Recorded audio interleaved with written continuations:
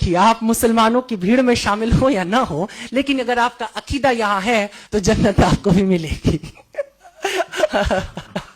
नहीं, वैसे तो कोई नहीं जानता है, मौलाना साहब भी नहीं बता सकते जन्नत किसे किसे मिलेगी, वो तय वही करेगा, वो जो रोजे महशर होगा।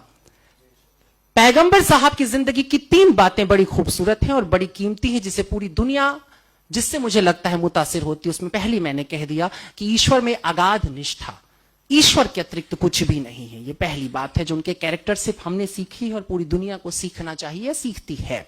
मैं कई बार कहता हूं कि भारत में जिस देवता की हम अब पूजा करते हैं, दरअसल वो इस्लामिक गॉड है।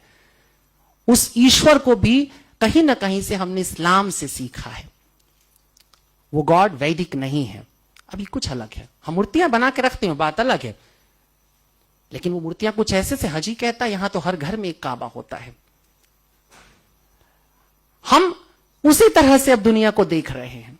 हमारे पास एक ईश्वर है जो सजा भी देगा और हमें जजा भी देगा, हमको उससे फैज भी मिलना है, सब होना है।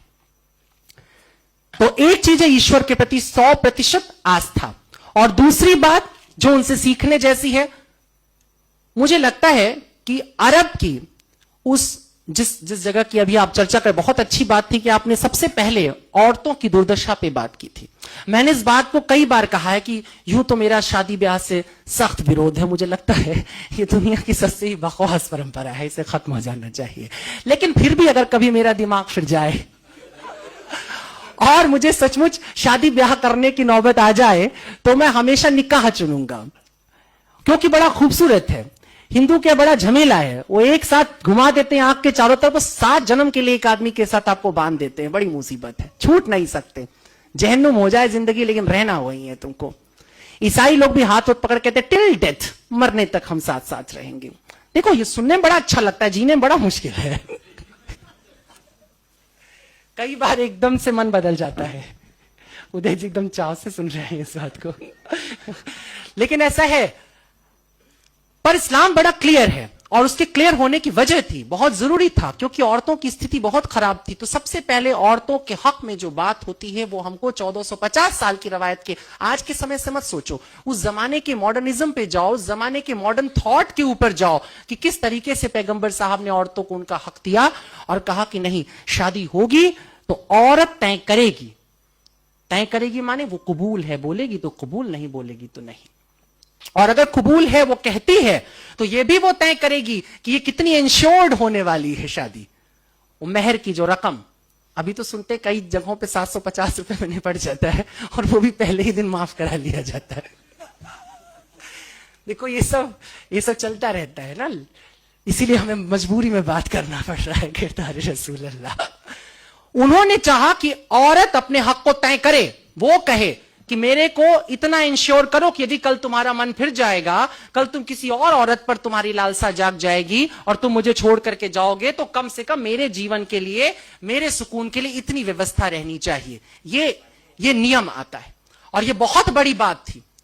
आज जिसकी हम बात करते हैं, शादी ब्याह में कोर्ट जैसे बातें करता है कि नहीं भाई औरत को उसका हिस्सेदारी दे दो, ये कर दो, वो कर, ये 1450 साल पहले सोचा जा रहा है। उस जगह जहां पे बेटी को पैदा होते ही जमीन में दफन कर दिया जा रहा है, जहां दामाद बनाना वो एक तरह से गाली की तरह हो जाता था, ये हालत जहां पर थी, जहां तमाम खूबसूरत लड़कियां लौंडियों की तरह रख ली जाती थी, उठा ली जाती थी एक जगह, और वहां पर यह नियम आता है। बर्नार्ड शॉ की आपने बात की, बर्नार्ड शॉ ने 2 लाइनें कही थी, एक लाइन आपने कहा था, मैं दूसरी लाइन के साथ बोलूंगा। उन्होंने कहा था कि इस्लाम दुनिया का सबसे खूबसूरत मजहब है और मुसलमान बदतरीन, सबसे बुरे लोग हैं। ये सुनने में कितना भी खराब लगे, लेकिन ये मजबूरी होती है। स्टेटस के साथ तुम्हें काउंट किया जाता है। तुम दावा करते हो कि तुम्हारे पास बेहतरीन सबसे बड़ा ज्ञान है, दुनिया का सबसे बड़ा ज्ञान तुम्हारे पास है, और अगर तुम उसके बाद जरा भी ओछी हरकत करते हो तो तुम सबसे पहले काउंट किए जाओगे, क्योंकि तुमने कलमा पढ़ा है, तुमने कहा है कि मैं नहीं मानूंगा किसी और को सिवाय अल्लाह के, मैं झुका रहूंगा उसकी बारगाह में, और जो झुका है अल्लाह की बारगाह में, उसके सामने जो सिजदे में पड़ा हुआ है, क्या तुम्हें लगता है कि वो इंसान कोई गुनाह करने निकलेगा, किसी का कत्ल करेगा, किसी को परेशान करेगा? ऐसा नहीं हो सकता। मगर तेरा दिल तो है सनम आशना, तुझे क्या मिलेगा नमाज में?